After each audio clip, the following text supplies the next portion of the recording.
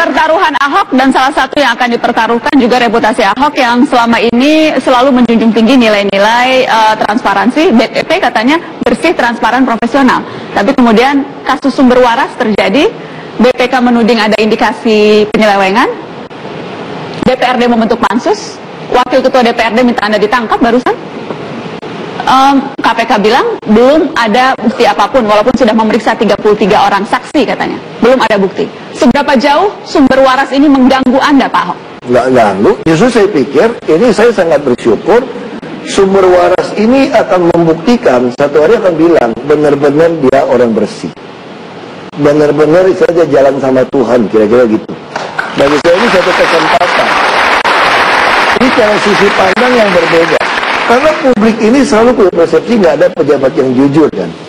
Nah ini akan menjadi kesempatan. Misalnya tadi contoh si Haji Lulung, dia tuh kayaknya nggak bisa baca apa buta huruf gitu ya.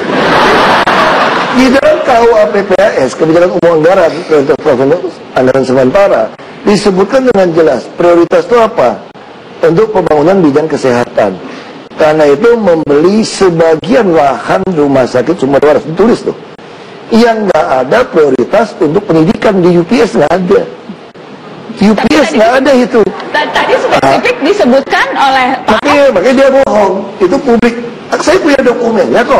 Kalau Anda mau lihat, ada dokumen disebutin KUHP-PHS, tanda tangan dia semua, beli sebagian lahan. Baik, itu UPS Pak Ahok. Kita fokus ke sumber waras. Sumber waras. Justru yang ada di dalam dokumen disebutkan untuk pembelian rumah sakit. Betul, lengkap.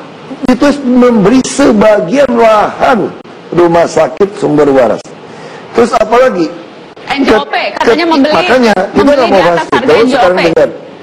Itu harga NJOP kita beli. Lalu BPK mengatakan Eftina tuh udah dipecat juga kok kepala BPK DKI. Karena meminta. Saya nggak tahu. Itu laporan ICW dia minta belahan. Itu semua udah bisa baca di media.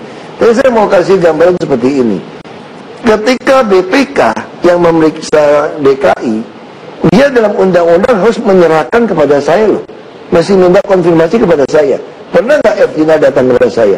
Yang ada inspektorat bilang kita dekatin. Sudah, akhirnya barang ini muncul. Dia kira saya takut. Lalu muncul langsung buat pansus. Pansus kirim ke KPK. KPK langsung kirim surat, itu masih Taufikur Rahman, kepada BPK. Lakukan audit investigasi.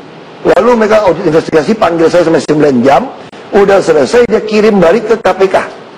Kirim balik ke KPK, sampai hari ini belum ada tanda-tanda hasil audit itu ada kerugian negara.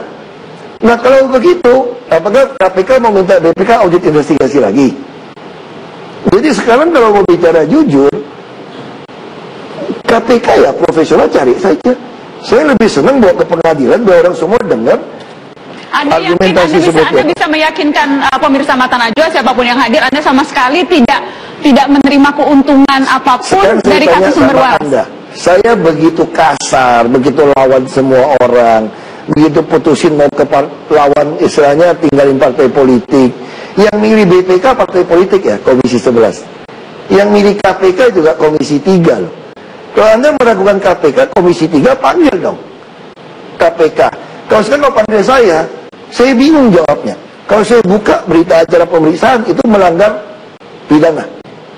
Itu namanya jebakan Batman dong. Kalau Komisi 3 panggil saya, ya kamu ragu ya tanya dia. Pak Ahok, karena kemudian ada banyak versi yang beredar. Ada versi yang menyebutkan seharusnya harga tanahnya bukan seperti itu. Ini, mereka yang nuduh kita ini sebetulnya itu dia itu dibilang goblok nanti tersinggung. Ya gitu kan? Saya ngerti pikiran mereka atau enggak. Mereka berpikir, mungkin oknum BPK berpikir, kamu mana berani sih lawan BPK? Institusi loh BPK. Saya mah nggak peduli. Kalau Tuhan ngaco juga gue lawan, masa Tuhan nggak mungkin ngaco? Kalau ngaco pasti bukan Tuhan. Itu sederhana begitu. Kalau begitu, apakah kemudian konkretnya di Pak Ahok? Kalau Anda Pak Ahok sebentar dulu. Itu tantangan satu. Baik, pertanyaan saya Pak Ahok.